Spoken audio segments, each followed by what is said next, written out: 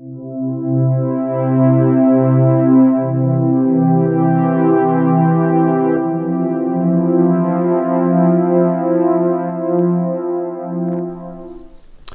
some thoughts for today, the 5th Sunday of Easter. A man and his son were great art collectors. They travelled around the world collecting art. They had originals by El Greco, Gauguin and many other artists.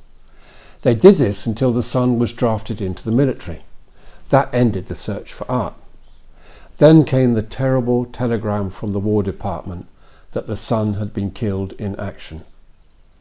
The telegram also contained this detail, and it may be consoling to know that he died saving another man's life.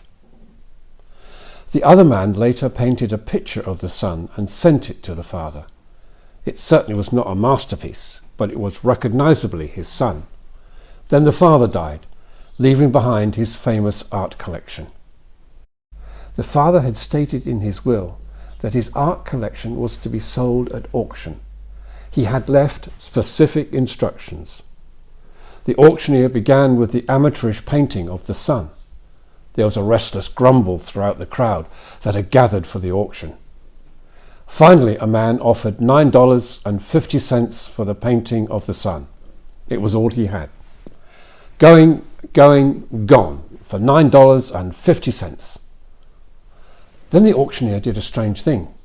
He folded up his papers and announced to the bewildered crowd, "And that concludes our auction." There were protests from the group. Finally, the auctioneer announced that this was expressly in the will of the father. "Whoever gets the painting of my son gets all of my collection, gets everything." God says to us through the life of his son Jesus that whoever gets my son gets everything. Jesus, in today's reading from John, says to us that those who abide in me and I in them will bear much fruit. It means that we have to keep contact to the life and love of Jesus. We must not lose contact with his words, his attitudes. We have, if you like, to plug ourselves into the way of God and Jesus for his power and energy to flow through us, to keep connected.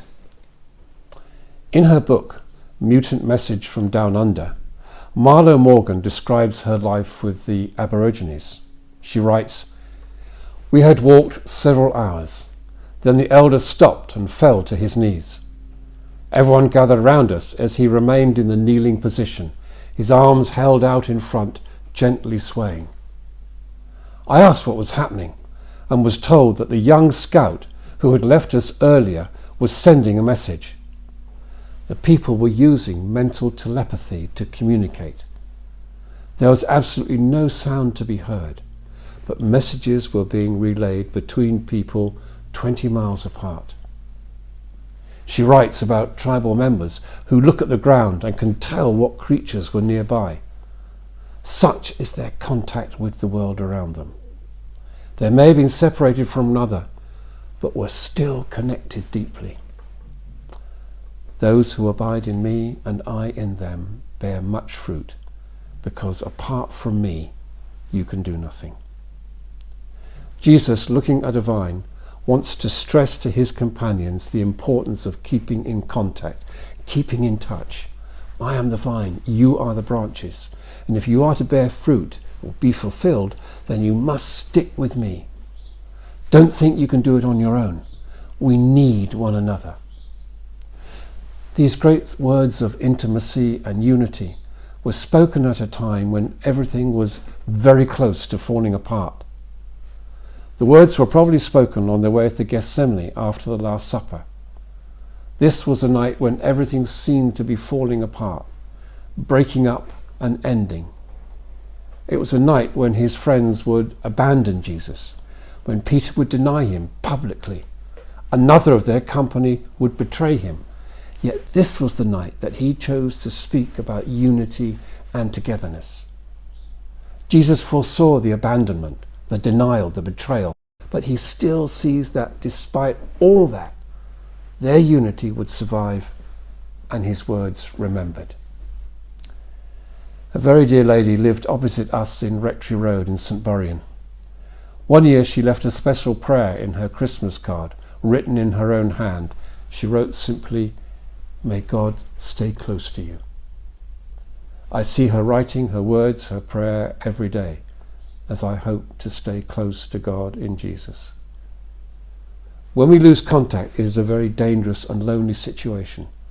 We can see it between nations and feel the fear and hatred that separation brings. When we lose contact with the natural world, we can witness the destruction and poverty that separation brings. How we need to be connected to one another and all around us. I am the vine, you are the branches, says Jesus to us. We are his branches to bear his fruit, and the sooner we realize that, then the sooner a thirsty world will have something decent to drink. So may God stay close to you. Keep well, keep safe, and God bless.